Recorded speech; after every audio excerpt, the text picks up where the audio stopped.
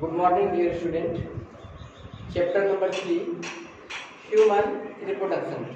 इससे पहले हमने एक वीडियो लाया था, उनमें कुछ क्वालिटी में प्रॉब्लम के कारण फिर से उस वीडियो को हमने बनाने का प्रयास किया है।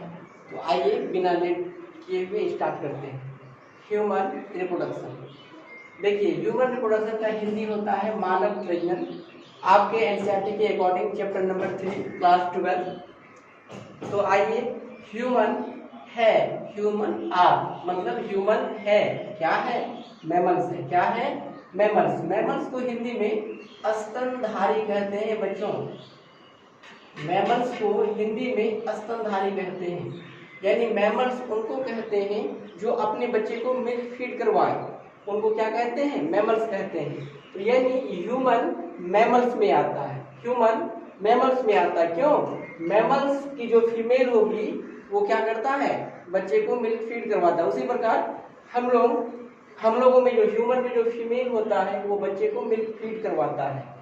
आगे क्या बताना चाह रहे हैं कि जो मैमल्स है, ह्यूमन क्या है? मैमल्स। और खास करके ह्यूमन क्या करता है? बच्चे को जन्म देता है। किनको जन्म देता है? बच्चे को जन्म देता है, अपने जैसे संतान को जन्म देता है। तो क्या लिखें? Give birth to young ones. अपने जैसे संतान को जन्म देता है। जो बच्चे को जन्म दे उनको विविपेरस कहते हैं।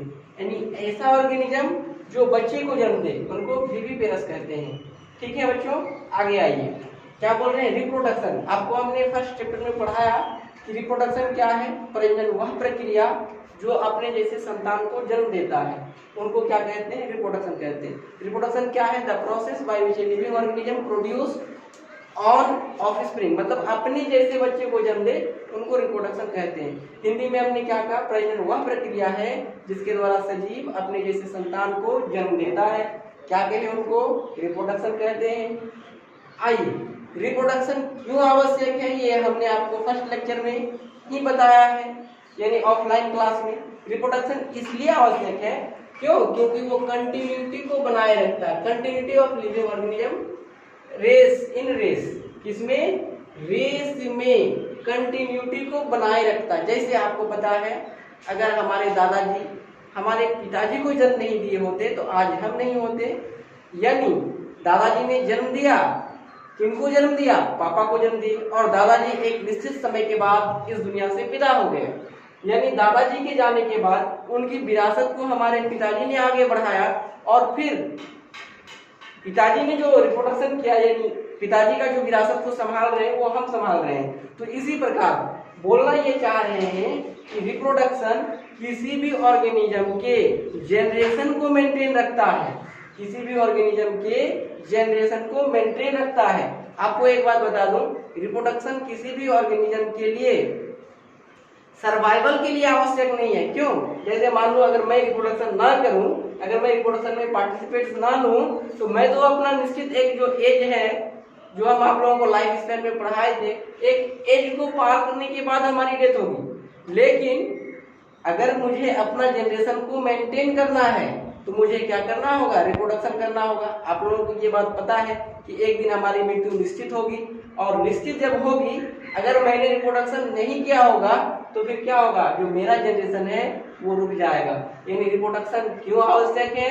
इसलिए आवश्यक है, कंटिन्यूटी मतलब लगातार लिविंग ऑर्गेनिज्म के रेस में बने रहने के लिए रिप्रोडक्शन आवश्यक है। आइए, ह्यूमन कैसा रिप्रोडक्शन करता है बच्चों? Sexual reproduction. कैसा रिप्रोडक्शन करता है? सेक्सुअल रिप्रोडक्शन, यानी लैंगिक जनन। सेक्सुअल रिप्रोडक्शन को हिंदी में क्या कहते हैं? लैंगिक जनन। बच्चों, लैंगिक जनन उसको कहते हैं जिसमें दो अपोजिट प्रकार के गैमेट आपस में फ्यूज करेंगे। यानी जब दो प्रकार के गैमेट आपस में फ्यूज करेंगे और नए संतान को जन्म देगा तो वैसे रिप्रोडक्शन को सेक्सुअल रिप्रोडक्शन कहते हैं। आपको हमने बताया था गैमेट बनना सेक्सुअल रिप्रोडक्शन नहीं है, गैमेट फ्यूज करना डिफाइनिंग प्रॉपर्टी है सेक्सुअल रिप्रोडक्शन का। यानी सेक्सुअल रिप्रोडक्शन को हम लोग हिंदी में क्या कहते हैं? लैंगिक जनन कहते हैं बच्चों। ठीक है, आइए, लैंगिक जनन में 3 प्रवस्थाएं हैं। एक को बोल रहे हैं प्री फर्टिलाइजेशन, यानी फर्स्ट प्री फर्टिलाइजेशन। हिंदी में क्या बोलते हैं? निषेचन पूर्व घटना। जो दूसरी घटना है यानी सेकेंड फर्टिलाइजेशन इवेंट, निषेचन घटना। और जो तीसरी घटना है पोस्ट फर्टिलाइजेशन इवेंट यानी पश्च निषेचन घटना। बच्चों यानी अगर कोई ऑर्गेनिज्म सेक्सुअल रिप्रोडक्शन करेगा तो सबसे पहले उसको क्या करना पड़ेगा, तैयार होना पड़ेगा। आपको पता है सेक्सुअल रिप्रोडक्शन में दो अपोजिट गैमीट आपस में फ्यूज करते हैं। तो जब दो अपोजिट गैमीट आपस में फ्यूज करेंगे तो बच्चों वो तो कहीं बनेगा ना। तो जब बनेगा यानी वो क्या हो रहा है, रिप्रोडक्शन किसको कहते हैं, यानी दो प्रकार के गैमीट के फ्यूजन से जो बच्चे का जन्म होता है उनको रिप्रोडक्शन कहते हैं। लेकिन ये रिप्रोडक्शन कैसा है, सेक्सुअल रिप्रोडक्शन। क्यों, दो अपोजिट प्रकार के गैमीट मिलते हैं। हम यहाँ बताना ये चाह रहे हैं जो सेक्सुअल रिप्रोडक्शन है, सेक्सुअल रिप्रोडक्शन से पहले यानी जो एक इवेंट लिख के रखे हैं फर्टिलाइजेशन इवेंट, फर्टिलाइजेशन इवेंट से पहले एक घटनाएं होगी यानी क्या होगा, तैयारियां होगी। दूसरा इसमें क्या होगा, मिलन होगा दो प्रकार के गैमेट का। और जब मिलन होगा तो उसके बाद क्या होगा, उसको हम लोग पोस्ट फर्टिलाइजेशन इवेंट यानी निषेचन पश्च घटना में पढ़ेंगे। यानी फिर से एक बार बोल रहे हैं कि सेक्सुअल रिप्रोडक्शन में तीन घटनाएं, एक प्री फर्टिलाइजेशन, दूसरा फर्टिलाइजेशन और तीसरा पोस्ट फर्टिलाइजेशन। पहला यानी प्री फर्टिलाइजेशन में क्या होगा, इनमें हम लोग मेल रिप्रोडक्टिव सिस्टम के बारे में पढ़ेंगे कि मेल का जो रिप्रोडक्टिव सिस्टम है वो कैसा है, कौन सा ऑर्गन क्या बनाएगा, ठीक है, और उसमें गैमीट कैसे बनेगा। तो यानी हम लोग मेल गैमीट पढ़ेंगे, मेल रिप्रोडक्टिव सिस्टम में कैसे बनेंगे, इसको 2-3 लेक्चर में डिटेल से देखने वाले हैं। जो दूसरा लेक्चर होगा उसमें हम लोग पढ़ेंगे फीमेल रिप्रोडक्टिव सिस्टम के बारे में कि फीमेल के अंदर फीमेल ओवा यानी आप उसको सेकेंडरी oocyte कह सकते हैं, यानी सेकेंडरी oocyte का निर्माण कैसे होगा, कहाँ होता है, फर्टिलाइजेशन किस जगह होता है, तो ये हम लोग फीमेल रिप्रोडक्टिव सिस्टम के अंतर्गत देखेंगे। और तीसरा गैमेटोजेनेसिस यानी गैमीट कैसे बनेगा, male gamete sperm, female gamete ovum. बच्चों मेल गैमीट स्पर्म, स्पर्म कैसा है तो मल्टीसेलुलर है, स्पर्म कैसा है मल्टीसेलुलर है। अगर प्लॉइडी की बात करें तो वो कैसा है तो सर हैप्लॉइड है। फीमेल गैमीट कैसी होगी, फीमेल गैमीट भी आपका कैसा होगा, मल्टीसेलुलर। साथ में क्या होगा, फीमेल गैमीट का प्लॉइडी लेवल अगर बात करें तो प्लॉइडी लेवल कैसा होगा, हैप्लॉइड होगा सर। ये हम आप लोगों को फर्स्ट लेक्चर में बता चुके हैं यानी ऑफलाइन क्लास में। तो गैमेटोजेनेसिस गैमीट का निर्माण कैसे होगा, आपको पता है दो प्रकार का गैमीट सेक्सुअल रिप्रोडक्शन के लिए चाहिए। तो मेल गैमीट कहाँ बनेंगे, मेल रिप्रोडक्टिव सिस्टम में, फीमेल गैमीट कहाँ बनेंगे, फीमेल रिप्रोडक्टिव सिस्टम में। यानी हम लोग गैमीट कैसे बनता है उसको डिटेल से गैमेटोजेनेसिस के अंतर्गत देखेंगे। और नेक्स्ट जब गैमीट बनेगा तो दोनों एक दूसरे के पास कैसे जाएगा, तो गैमीट ट्रांसफर में पढ़ेंगे। किस मेथड में पढ़ेंगे, गैमीट ट्रांसफर। हमने आपको फर्स्ट चैप्टर में बताया था कि गैमीट ट्रांसफर दो मीडियम से हो सकता है सर, या तो एक्सटर्नल मीडियम या इंटरनल मीडियम। एक्सटर्नल मीडियम उसको कहते हैं, बाह्य निषेचन बताया था, यानी बाह्य निषेचन उसको कहते हैं स्पर्म और ओवम का मिलन या तो वाटर के मतलब सहारे हो रहा है या मॉइस्ट कंडीशन के सहारे हो रहा है, या फिर डायरेक्ट इंटरनल किसको कह रहे हैं, जैसे हम लोगों में ह्यूमन में क्या किया जाता है, स्पर्म को भाया पेनिस के थ्रू वेजाइना में ट्रांसफर कर दिया जाता है जिसको हम लोग इंसेमिनेशन कहते हैं। तो पूरा डिटेल से देखेंगे बच्चों, घबराने की बात नहीं है। और जो दूसरा घटना है इसको क्या कहते हैं, फर्टिलाइजेशन इवेंट। फर्टिलाइजेशन इवेंट कुछ नहीं है, स्पर्म यहाँ बन चुका है, बना चुके हैं, ओवम यहाँ बना चुके हैं।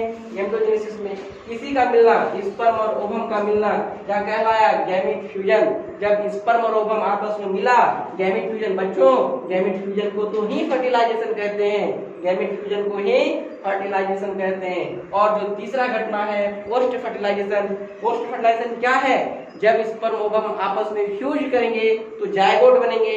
जायगोट क्या था, दो जनरेशन के बीच का लिंक था, यानी हमने बताया था zygote is the vital link between two successive generation.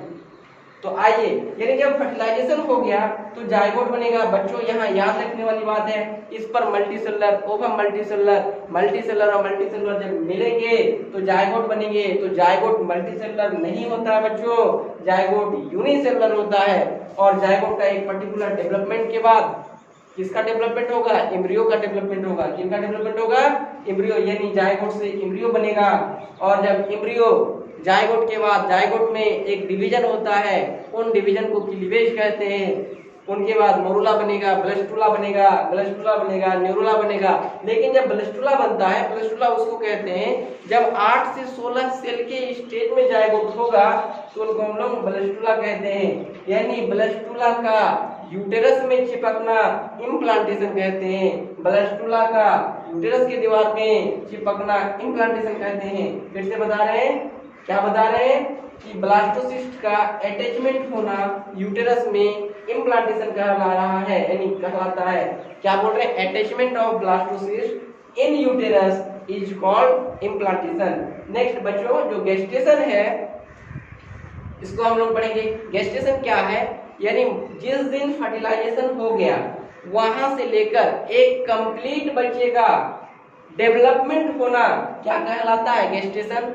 Gestation मतलब माँ के गर्भ में बच्चा जितना दिन रहेगा, यानी जो एम्ब्रियो है जितना दिन ग्रो करता है उस पीरियड को गेस्टेशन कहते हैं। जैसे अलग अलग ऑर्गेनिज्म में गेस्टेशन पीरियड, ठीक है, अलग अलग है। गेस्टेशन का अगर हिंदी बताएं, गर्भधारण अवधि, ठीक है। तो गेस्टेशन क्या है? खास करके ह्यूमन की बात करें तो 9 मंथ है। पूरा डिटेल से देखेंगे। नेक्स्ट, पर्चुरेशन। जब बच्चे का जन्म हो जाएगा तो क्या होगा? जब बच्चे का कंप्लीट डेवलपमेंट हो जाएगा तो हम लोग वो बच्चा क्या होगा? फिर बाहर आएगा। बाहर आने को पर्चुरेशन कहते हैं। यानी कंप्लीट बच्चे का जन्म होना पर्चुरेशन कहलाता है। फिर से बता दूं, कंप्लीट बच्चे का जन्म होना पर्चुरेशन कहलाता है। ठीक है बच्चों, अगर इनकम्प्लीट बच्चे का जन्म होता है तो वैसे शब्द के लिए हम लोग MTP यूज करते हैं, मेडिकल टर्मिनेशन ऑफ प्रेगनेंसी, या फिर एबॉर्शन यूज करते हैं। कंप्लीट बच्चे का जन्म होना पर्चुरेशन कहलाता है, यानी delivery of the baby is called parturition. बाबू, जब बच्चे का जन्म होगा तो बच्चे को क्या चाहिए? भोजन चाहिए, नरिशमेंट चाहिए। तो मैमल्स क्या करता है? अपने बच्चे को मिल्क फीड करवाता है, यानी बच्चे को मिल्क फीड करवाना लैक्टेशन कहलाता है। बच्चे को मिल्क फीड करवाना लैक्टेशन कहलाता है। तो डियर स्टूडेंट, इस चीज को हमने पहले एक लेक्चर में देखा था, ठीक है। अभी कोरोना बहुत ज्यादा ही पेंडेमिक हो चुका है, इससे बचें, स्टे होम, स्टे सेफ, ठीक है। घर पे रहिए, सुरक्षित रहिए। जो भी वीडियो देते हैं उसको आप घर से पढ़ने का प्रयास कीजिए। एक लेक्चर को बार बार देखिए, और हमारे जो YouTube का जो प्लेटफॉर्म है इनको आप देखिए। देखने से मुझे एक एनर्जी मिलती है, लगता है कि बच्चों के लिए वीडियो बनाना चाहिए। और अगर आप इनको नहीं देखते हैं तो मुझे ऐसा नहीं लगता है कि आपके लिए वीडियो बनाना चाहिए। तो आपसे यही रिक्वेस्ट है कि आप जब तक घर में हैं, कोरोना पेंडेमिक एकदम जो अपना पीक लेवल पर है, इनसे बचें और घर पे रहकर पढ़ें। जैसे ही फिर से हालत सामान्य होगी तो हम लोग फिर से ऑफलाइन क्लास में कंटिन्यू करेंगे। लेकिन प्रयास कर रहे हैं फिर से दूसरा वीडियो को जल्द ही अभी तुरंत अपलोड करूँ।